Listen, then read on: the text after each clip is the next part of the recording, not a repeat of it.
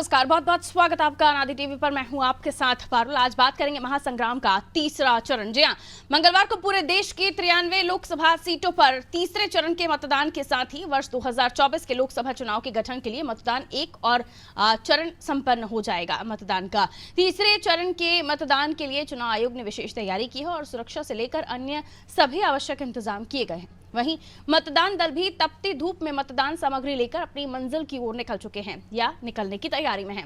उत्तर प्रदेश, मध्य प्रदेश, छत्तीसगढ़ में मतदान के एक दिन पहले क्या माहौल है, ये जानने की कोशिश करेंगे। पहले एक रिपोर्ट आपको दिखा देते हैं, देखिए।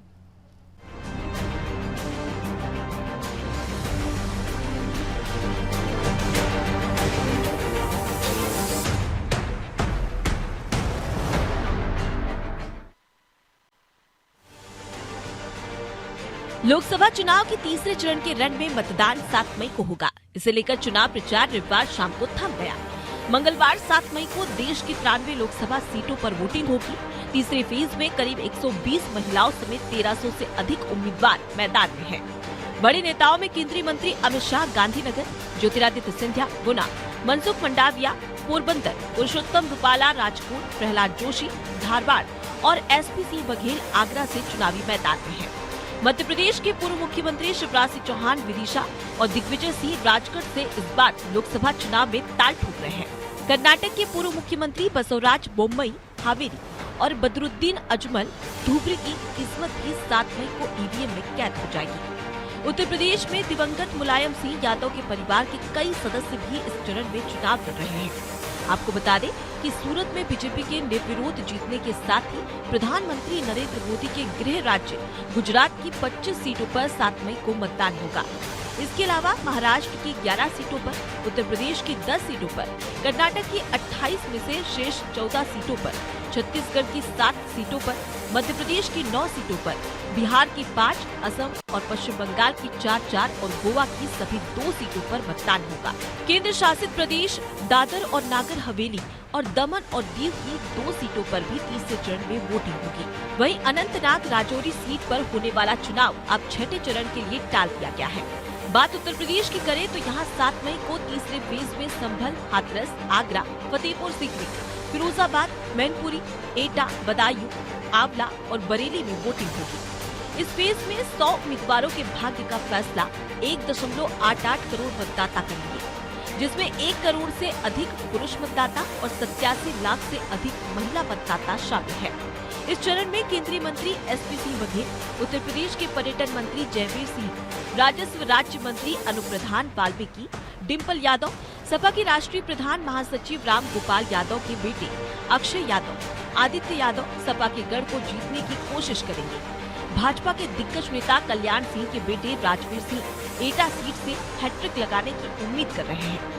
मध्य प्रदेश की 9 सीटों में शिवराज सिंह चौहान, केंद्रीय मंत्री ज्योतिरादित्य सिंधिया और दिग्विजय सिंह के राजनीतिक भविष्य का फैसला होगा। यहाँ मुरैना, भिंड, ग्वालियर, गुना, सागर, विदिशा, भोपाल, राजगढ़ और बैतूल सीट पर वोटिंग होगी। तीसरे फेज के लिए 20,456 मतदान केंद्र पर सुबह 7 बजे से शाम 6 बजे तक मतदान होगा। ज्योतिरादित्य सिंधिया गुना, शिवराज सिंह चौहान विदिशा से चुनावी मैदान में हैं, जबकि राजगढ़ से कांग्रेस के दिग्गज नेता और पूर्व मुख्यमंत्री दिग्विजय सिंह चुनाव लड़ रहे हैं। छत्तीसगढ़ में तीसरे चरण की जिन 7 सीटों में मतदान किया जाना है, उनमें सरगुजा, रायगढ़, जांजगीर चांपा, कोरबा, बिलासपुर, दुर्ग, रायपुर लोकसभा सीट शामिल है। 7 सीटों में होने वाले मतदान में हाई प्रोफाइल सीट रायपुर है। यहाँ से बीजेपी के ब्रजमोहन अग्रवाल और कांग्रेस के विकास उपाध्याय के बीच मुकाबला होना है। वहीं दुर्ग में बीजेपी से विजय बघेल और कांग्रेस के राजेंद्र साहू, कोरबा से बीजेपी की सरोज पांडे बनाम कांग्रेस की ज्योत्सना महंत के बीच दिलचस्प मुकाबला हो रहा है। बाकी बची सीटों में बिलासपुर में बीजेपी की तरफ से तोखन साहू और कांग्रेस की तरफ से देवेंद्र यादव चुनाव लड़ रहे हैं। इसी के साथ रायगढ़ में राधेश्याम राठिया और मेनका देवी सिंह, जांजगीर में कमलेश जांगड़े और साथ ही शिव कुमार डहरिया, सरगुजा में चिंतामणि महाराज और शशि सिंह के भाग्य पर 7 मई को फैसला होना है। तीसरे चरण में रायपुर, दुर्ग, बिलासपुर, सरगुजा, जांजगीर चांपा, कोरबा, रायगढ़ में 168 प्रत्याशी मैदान में हैं। उन्होंने 30 से अधिक वर्षों के बाद लोकसभा चुनाव में वापसी की है। उनके प्रतिद्वंदी 2 बार के भाजपा सांसद रोड पर लाकर हैं।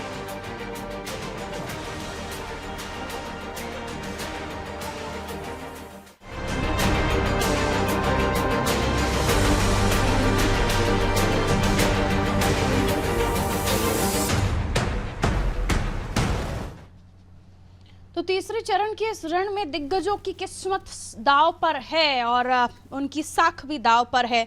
यूं कह लीजिए कि बड़े बड़े नाम हैं और तीसरे चरण में ये क्या कमाल दिखाएंगे इस पर तो सबकी नजर होगी। साथ ही जनता, चूंकि हम देख रहे हैं कि लगातार 2 चरणों से मत प्रतिशत उतना उत्साहजनक नहीं है, इसलिए जरूरत, चुनाव आयोग कोशिश कर रहा है, जरूरत भी है कि लोगों को घर से निकाला जाए। मध्य प्रदेश में हम बात करें तो भोपाल में कलेक्टर खुद अलग अलग तरह की कोशिशें कर रहे हैं ताकि वोटर्स को वोटिंग के लिए प्रभावित किया जाए और खास तौर पर उनको और आकर्षक लगे कि वो पोलिंग बूथ तक जाएंगे तो किस तरह की सुविधाएं हैं। लकी ड्रॉ जैसी भी सुविधाएं रखी गई हैं। आप चलिए, हमारे साथ हमारे सहयोगी जुड़े हुए हैं अलग अलग जगहों से, जैसे कि हमने आपसे जिक्र भी किया कि कहाँ किस तरह का माहौल है वोटिंग के एक दिन पहले, चुनाव के एक दिन पहले, ये जानने की कोशिश कर लेते हैं। सबसे पहले दुर्गेश की तरफ चलते हैं। राजधानी भोपाल से दुर्गेश हमारे सहयोगी हमारे साथ जुड़े हुए हैं। किस्मत उन नेताओं की दाव पर है जो बड़े नाम हैं, दिग्गज हैं मध्य प्रदेश के, दिग्विजय, ज्योतिरादित्य सिंधिया, शिवराज, मामा राजा महाराजा, इनके बीच ये टक्कर देखी जाने वाली है और इसलिए जरूरत है कि हमने देखा पिछले दिनों भी जो खबरें हमने दिखाई कि जो कलेक्टर है वो तमाम कोशिशें कर रहे हैं राजधानी भोपाल के लिए भी कि तमाम प्रयास किए जा रहे हैं कि वोटर्स पोलिंग बूथ तक आए। और राजधानी भोपाल की मैं बात करूं तो वोटिंग परसेंट भी पिछली बार 65 रहा था, इससे पहले 57 रहा था और अब उसे बढ़ाने की कोशिश है और चुनौती भी। दुर्गेश, क्या हाल?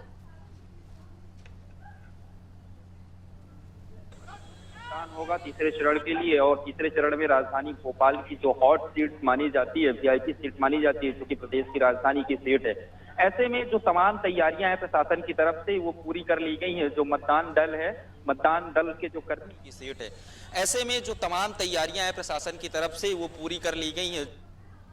जी, जो जिनकी ड्यूटी लगी थी वो भोपाल के लाल परेड ग्राउंड में जो सामग्री वितरण का कार्य हो रहा था वहां पहुंच रहे थे और इन सबके बीच भोपाल कलेक्टर कौशलेश विक्रम सिंह लगातार पूरी निगरानी रख रहे थे और उसके साथ ही जो तमाम व्यवस्थाएं होनी चाहिए थे, क्योंकि गर्मी भी बेहद पड़ रही है और गर्मी से बचाव के लिए जो दावा किया गया जिला प्रशासन की तरफ से कि जो पोलिंग बूथ के अंदर, पोलिंग बूथ के बाहर बाकायदा टेंट लगाए जाएंगे, छांव की व्यवस्था होगी, मतदान कर्मियों के लिए ORS का घोल और जो छाछ मठा जो गर्मियों से बचाने के लिए रहेगा उसकी भी तैयारी की गई है। यदि हम बात करें राजधानी भोपाल की तो 2034 मतदान केंद्र बनाए गए हैं। इन मतदान केंद्रों में जो मतदान कर्मी है उनको रवाना किया जा रहा है। तस्वीरों में दिखाऊंगा, सहयोगी से कहूंगा कि इस तस्वीरें दिखाए, ये लाल परेड ग्राउंड मैदान की तस्वीरें हैं जहां पर जो मतदान कर्मी है वो बसों के माध्यम से अपने गंतव्य स्थल, अपने निर्धारित मतदान केंद्र पर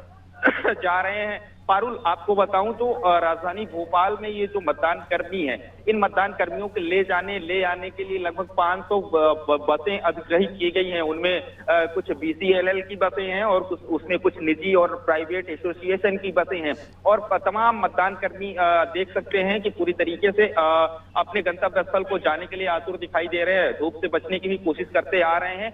और यदि हम बात करें कि जिस प्रकार से लगातार वोटिंग प्रतिशत में गिरावट आई है उसको लेकर के ही भोपाल कलेक्टर ने कई नवाचार किए थे। उन्होंने कई सारे आयोजन कराए, लकी ड्रा का आयोजन कराया, मैराथन दौड़ का आयोजन कराया, इसके साथ ही रील्स बनाओ, इनाम पाओ प्रतियोगिता, यहाँ तक कि इनाम की राशि को 51,000 तक भी किया था। ऐसे में जो तमाम नवाचार हैं कि किस प्रकार से वोटिंग प्रतिशत को बढ़ाया जाए उसको लेकर के भोपाल कलेक्टर ने लगातार प्रयास किए। इसके साथ ही अगर हम बात करें भोपाल लोकसभा सीट की तो भोपाल लोकसभा सीट में 8 विधानसभा आती है, जिनमें से सीहोर भी भोपाल लोकसभा सीट में आती है। ऐसे में वहां जब किसी मतदान जो कर्मी है उनकी अगर तबीयत खराब हो जाती है तो उसके लिए भी इंतजाम किए गए हैं। तो स्पेशल ICU बेड भी बनाए गए हैं वहां पर, ताकि किसी प्रकार की कोई किसी को समस्या हो, दिक्कत हो तो उनको वहां पर एडमिट कराया जाए, डॉक्टरों से इलाज कराया जा सके। इसके अलावा ही जो बात करें कि जो मतदान कर्मियों की जो ड्यूटी लगाई गई है वो लगभग 400 जो मतदान कर्मी थे वो चुनाव सामग्री बांटने के लिए लगाई गई थी और जब ये चुनाव संपन्न कराने के बाद ये मतदान कर्मी वापस राजधानी भोपाल लौटेंगे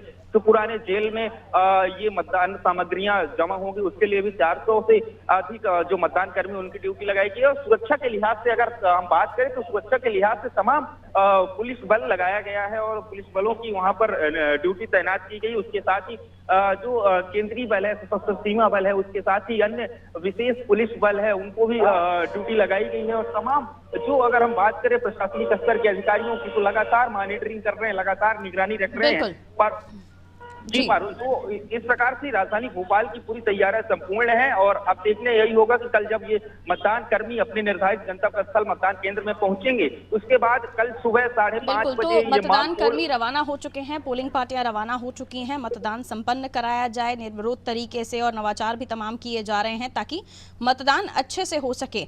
चलिए हम आगे रुक कर रहे हैं, हमारे और भी सहयोगी हमारे साथ बने हुए हैं। अखिलेश हमारे साथ बने हुए हैं भिंड से।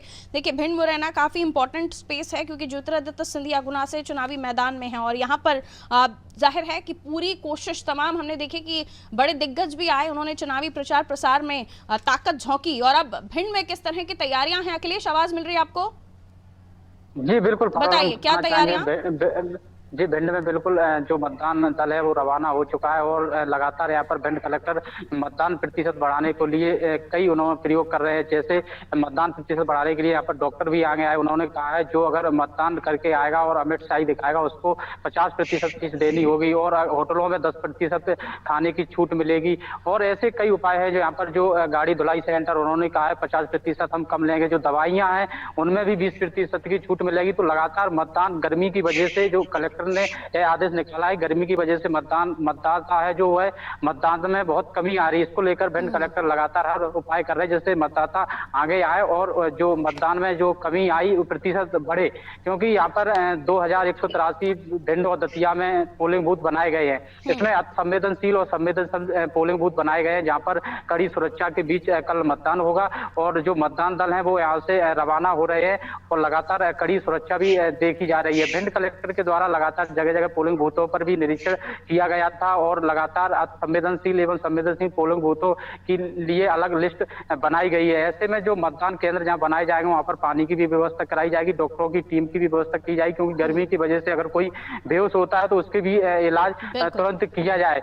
और यहाँ पर जो व्यवस्था है पुलिस की भी व्यवस्था लगाई गई, सीआरपीएफ की जो बटालियन है वो भी लगातार पेट्रोलिंग कर रही थी और जगह जगह गाँव में मतदान बढ़ाने के लिए भी यहाँ जो दल है वो लगातार करते चले आ रहे हैं। यहाँ पर कांग्रेस की अगर बात करें तो कांग्रेस से फूल सिंह बरैया प्रत्याशी थे और बीजेपी से जो वर्तमान सांसद संध्या राय थी उन्हीं को टिकट दौड़ा गया। तो दोनों की यहाँ पर क्योंकि यहाँ पर 35 साल से लगातार यहाँ पर बीजेपी का सांसद बनता चले आ रहा, तो ऐसे में कांग्रेस के लिए इस बार का चुनाव बहुत ही कठिन है और लगातार जो फूल सिंह बरैया प्रत्याशी है इनको यहाँ पर इनके जो पुराने वीडियो है लगातार यहाँ से वायरल हो रहे थे, तो इसका भी उन्हें कई सारी चीजें हैं जिन पर नजर हमारी बनी हुई है और कल भी अखिलेश फील्ड पर रहेंगे जो हमें हर खबर की अपडेट देंगे। हर पोलिंग बूथ से हमारी जो चुनावी कवरेज है वो जारी रहेगी। आगे बढ़ रही हूँ, हम पड़ोसी राज्य छत्तीसगढ़ की तरफ रुख करें तो छाया हमारे साथ जुड़ी हुई हैं। छाया, क्या तैयारियां हैं छत्तीसगढ़ में भी काफी इंपॉर्टेंट हो जाता है इलेक्शन क्योंकि कोरबा पर भी सबकी नजर है और उसके अलावा चुनाव आयोग की क्या तैयारियां हैं, किस तरह से नवाचार किए जा रहे हैं? जैसे हम देख रहे हैं कि जब पूरे तमाम राज्यों से जो वोटिंग परसेंट निकल कर अलग अलग जगहों से आ रहा है वो उतना ज्यादा उत्साहजनक नहीं है, क्या बताएंगे छाया? जी बिल्कुल, मैं आपको बता दूं कि वोटिंग प्रतिशत को बढ़ाने के लिए लगातार निर्वाचन की ओर से प्रयास किए जा रहे हैं। लगातार शहर के सभी जगहों पर होर्डिंग्स लगाए जा रहे हैं और इसी के साथ निर्वाचन आयोग की तो तैयारी पूरी है। आपको बता दूं कि 7 लोकसभा सीटों पर कल मतदान होने हैं जिसको लेकर के तैयारी है। 7 सीटों में से रायपुर। एक सेकंड, हमारे बाकी सभी सहयोगी भी ऑन एयर हैं, आपकी ऑडियो लाइन पर है तो प्लीज इस बात का ध्यान रखिएगा। हाँ जी छाया, कंप्लीट कर लीजिए।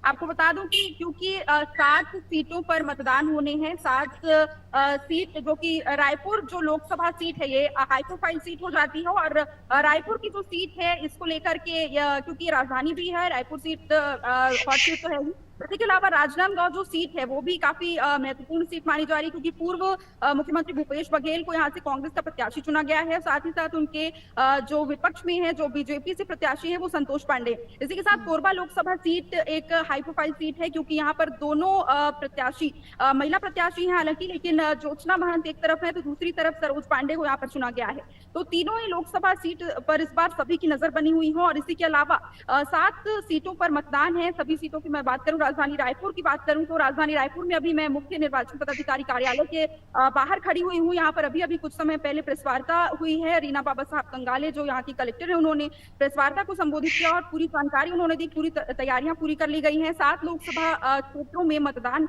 संपन्न कल होने हैं तो इसको लेकर के आपको बता दूं कि वोटिंग जो परसेंटेज है 2019 में जो निर्वाचकों की संख्या थी 9% की इसमें वृद्धि इस बार हुई है। और इसी के अलावा आपको बता दूं कि 11,87,470 मतदाता इस बार और अधिक वोट देंगे, तो 9% की वृद्धि इस बार हुई है। बिल्कुल, युवा मतदाताओं को भी घर से निकालना चुनौती है, क्योंकि हम देख रहे हैं कि वोटिंग बहुत ज़रूरी है करना, लेकिन उतना उत्साह दिखाई नहीं दे रहा। तो तमाम नवाचार किए जा रहे हैं, प्रयास किए जा रहे हैं, और वोटर्स घर से निकलकर पोलिंग बूथ तक पहुंचे, इसके लिए भी तमाम कोशिशें हो रही हैं। मैं लौटूंगी आपके पास, हम यूपी की तरफ रुख कर रहे हैं, दुर्ग भी आएंगे हम। पहले हम उत्तर प्रदेश लिए चलते हैं आपको। विवेक हमारे साथ जुड़े हुए हैं। विवेक, उत्तर प्रदेश जहाँ काफ़ी इंपॉर्टेंट हो जाता है ये तीसरा फेज, क्योंकि दिग्गजों की साख तो दाव पर है ही, वहीं वोटिंग परसेंट को बढ़ाना भी एक चुनौती है। क्या बताएंगे, किस तरह की तैयारियां चुनाव आयोग की जा रही हैं, किस तरह की कोशिशें की जा रही हैं वोटर्स को पोलिंग बूथ तक लाने के लिए?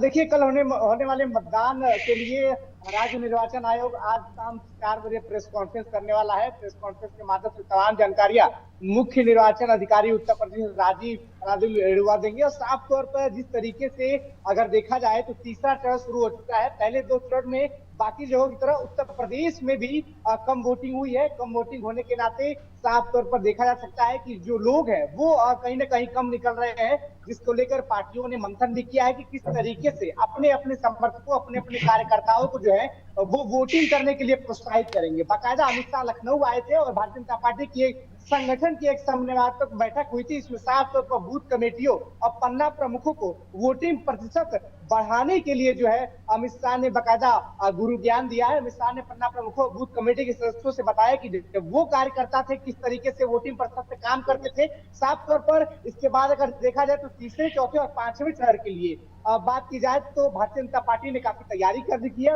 इधर अगर निर्वाचन आयोग की बात करें तो किस तरीके से वोटिंग प्रतिशत में जनता को जो है वो इम्पैक्ट कराना है, किस तरीके से वोट प्रतिशत बनाना है, उसकी तैयारी वो लगातार करते रहे हैं पहले चरण से लेके। लेकिन 2 चरण बीत चुके हैं, वोटिंग प्रतिशत गिरा है। तीसरे चरण में अब देखना होगा कि जो तैयारियां की गई है वो कितनी सटीक तैयारियां है कि वोटिंग प्रतिशत तीसरे चरण के चुनाव में बढ़ता हुआ साफ देखा जा सके। अगर बात की जाए उत्तर प्रदेश की, तो उत्तर प्रदेश के पश्चिमी उत्तर प्रदेश में तीसरे चरण के चुनाव में 10 लोकसभा सीटों पर चुनाव होने हैं, जिसमें अगर बात की जाए तो भारतीय जनता पार्टी और समाजवादी पार्टी का मुकाबला सीधे तौर पर देखा जा सकता है। कुल 10 सीटें हैं, जिसमें 4 पे समाजवादी पार्टी आगे फाइट करती हुई दिखाई दे रही है। बाकी 5 पे अगर देखा जाए तो भारतीय जनता पार्टी लीड करते हुए देखी जा सकती है। मैनपुरी एक बड़ी सीट है जिसमें से लगातार समाजवादी पार्टी का वो बढ़ रहा है। मुलायम सिंह यादव के निधन के बाद वो सीट रिक्त हुई थी, चुनाव में डिंपल यादव वहां से जीती है। भारतीय जनता पार्टी ने मंत्री जयवीर सिंह को टिकट दिया है, लेकिन अब तक समाजवादी पार्टी से डिंपल यादव इस सीट पर बाहरी नजर आ रही है। अगर बात की जाए एटा की, तो कल्याण सिंह जो पूर्व मुख्यमंत्री उत्तर प्रदेश रह चुके हैं, भारतीय जनता पार्टी के बड़े नेता हैं, उनके पुत्र तीसरी बार जो है इस सीट से मैदान में है। जीत की हैट्रिक लगाने के इरादे से वो उतरे हुए हैं। वहीं फिरोजाबाद, बदायूं, साफ तौर पर अगर देखा जाए तो यहाँ समाजवादी पार्टी का कैंडिडेट है रामगोपाल यादव के बेटे अक्षय यादव, फिरोजाबाद से मैदान में है। बदायूं से पहली बार आदित्य यादव, शिवपाल यादव के बेटे हैं, उनको जो है वहां टिकट मिला है और समाजवादी पार्टी बेहतर फाइट करती हुई देखी जा सकती है। लेकिन सबसे बड़ा सवाल यह है कि 18वीं लोकसभा का चुनाव है। 18वीं लोकसभा का चुनाव सत्ता पक्ष और विपक्ष दोनों कह रहा है कि काफी महत्वपूर्ण है, लेकिन वोटिंग प्रतिशत को लेकर अब तक 2 चरणों में निर्वाचन आयोग कहीं न कहीं जो अनुमान लगा रहा था वो गलत साबित होते हुए देखा गया। तीसरे चरण से लेकर अब तक कुल 7 चरणों में वोटिंग होनी है, कुल 5 चरण अभी भी बाकी है। तो निर्वाचन आयोग ने अपनी तैयारी पूरी कर ली है। ऑटो रोटेट हुआ कि नहीं? मतदान कराने वाले कर्मी है, जो पोलिंग पार्टी है, वो रवाना कर दिए गए हैं। उनके लिए भी काफी व्यवस्थाएं वहां पे की गई हैं। क्या आकलन, इतनी कोशिशों के बाद भी, क्योंकि गर्मी अपने चरण पर है और इस तमाम कोशिशें जो हो रही हैं, पिछले 2 चरणों का चुनाव और ये तीसरा फेज, एक एक लाइन में अपनी बात रखिएगा। दुर्गेश, क्या वाकई वो प्रतिशत हम देखेंगे जिसके बाद जो कोशिशें हो रही हैं, जो तमाम अब मुद्दे उठा दिए गए हैं कि जनता बाहर निकले, क्योंकि आकलन बार बार अलग अलग होने लगे हैं कि कम वोट हुई तो फला के प्रति निराशा है जनता में और ज्यादा वोटिंग हुई तो फला के प्रति उत्साह है। क्या बताएंगे, क्या कामयाबी मिलेगी इस बार तीसरे चरण में तमाम नवाचार होने के बाद भी? एक एक लाइन में अपनी बात रखिएगा दुर्गेश।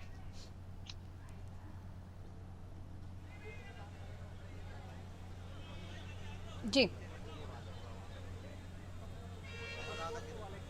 देखिए पारुल, निर्वाचन आयोग को सफलता जरूर मिलेगी। जिस तरीके से 2 चरणों के मतदान प्रतिशत में गिरावट आई थी, तो निर्वाचन आयोग का जो प्रयास रहा, वो निर्वाचन आयोग को सफलता मिलेगी, मतदान प्रतिशत में थोड़ी बढ़ोतरी होगी। लेकिन जो सियासी दल हैं, दोनों सियासी दल कांग्रेस भाजपा, उनके हाथ निराशा ही जाएगी, क्योंकि जिस प्रकार से जनता नाराज है कांग्रेस से और जनता नाराज है भारतीय जनता पार्टी से, उस प्रकार से जनता वोटिंग के लिए उत्साह नहीं दिखा रही है। उसके सबसे पीछे सबसे बड़ी वजह यही थी, अभी तक शादी विवाह में लोग फंसे हुए थे, शामिल होने जा रहे थे, लेकिन निर्वाचन आयोग जिस तरीके से नवाचार किया है और पूरी तैयारी की थी मतदाताओं को अपने घर से बाहर निकालने के लिए, तो हमें उम्मीद है। और जो आकलन है, तो आकलन यही कहता है कि वोटिंग प्रतिशत में तीसरे चरण में बड़ा इजाफा जरूर देखने को मिलेगा। ठीक, अखिलेश, यहाँ ज्योतिरादित्य सिंधिया के लिए लोग निकलेंगे बाहर, क्या लगता है? गुना, भिंड, मुरैना, क्या स्थिति होगी? जी बिल्कुल, यहाँ पर ज्योतिरादित्य सिंधिया का जो गढ़ है माना जाता है, तो बिल्कुल यहाँ ज्योतिरादित्य सिंधिया का जो मौजूदा में यहाँ जो चंबल संभाग की अगर बात करें तो यहाँ गढ़ माना जाता, तो ऐसे में उनके लिए लोग यहाँ निकलेंगे और गुना जो सीट है वहाँ से उनका विजय हासिल करेंगे। उनका यहाँ पर भी भिंड में भी बड़ा प्रकोप देखने को मिलता है, वहाँ इन्होंने यहाँ पर 2-3 सभा भी ली, तो बड़ी भीड़ यहाँ देखने को मिली। जी रवि, क्या बताएंगे? दुर्ग में जिस पर सबकी नजर है, इस किले को फतेह करने की कोशिश होगी कांग्रेस की भी, और बड़ी लीड के साथ जीते थे विजय बघेल, तो इस बार कामयाबी बीजेपी को भी मिलेगी, क्योंकि वोटर्स को निकालने का काम वो भी कर रहे हैं, कांग्रेस भी कर रही है। और किस तरह से इस बार माहौल दिख रहा है? पोलिंग बूथ की तैयारी जल्दी से बताइए, अनम्यूट कीजिएगा जल्दी से। आपको बता दूं कि जिस तरीके से बीते जो लोकसभा चुनाव में भारतीय जनता पार्टी के जो सांसद विजय बघेल ने बड़े लीड से यहाँ पे विजेता बने थे, और चूंकि इस बार उनके सामने जो कांग्रेस के जो राजेंद्र साहू हैं, चूंकि कांग्रेस ने भी सोच समझ के प्रत्याशी को उतारा है, जिसमें साहू समाज को साधने की एक बार फिर कोशिश की गई है। अब देखना यह लाजमी है कि कल चूंकि मतदान है, जिसको लेकर जिला प्रशासन, पुलिस प्रशासन भी अलर्ट मोड पे है, जहां पे निर्वाचन आयोग लगातार लोगों को जागरूक करने की कोशिश कर रहा है। वहीं पे कई सोशल मीडिया के माध्यम से युवाओं को भी साधने की कोशिश कर रहा है। बहुत शुक्रिया आप सभी का हमारे साथ जुड़ने के लिए। हम बात कर रहे थे अलग अलग राज्यों में जो मतदान होना है, उसको मतदान को लेकर पोलिंग बूथ पर क्या तैयारियां चुनाव आयोग की, और इसके साथ मत प्रतिशत को बढ़ाना, जो कि चुनौती लग रहा है इस बार भी, क्योंकि गर्मी है। लेकिन ये भी कि पिछली बार ये भी आकलन किया गया था कि शादी ब्याह का माहौल है, लोग अपने शहरों से बाहर हैं, और इसलिए भी कम वोटिंग परसेंट हुआ होगा। लेकिन इस बार जो नवाचार किए गए हैं, जो तमाम प्रयास चुनाव आयोग के हैं, इलेक्शन कमीशन के हैं अलग अलग राज्यों में, वो कामयाब होंगे, वो सफल साबित होंगे। और आपसे एक बार फिर अपील, बिल्कुल भी मत सोचिए कि मतदान नहीं करना है। जो भी आपको चुनना हो, देखिए नोटा का भी ऑप्शन होता है, आपको जिसे भी चुनना हो आप चुनिए, लेकिन वोट कास्ट जरूर कीजिए, घर से निकलिए। और बार बार चुनाव आयोग का भी ये नारा होता है, और हम भी आपसे अपील करते हैं, बाद में कीजिए जलपान, सबसे पहले कीजिए मतदान। रखिए अपना ख्याल। नमस्कार।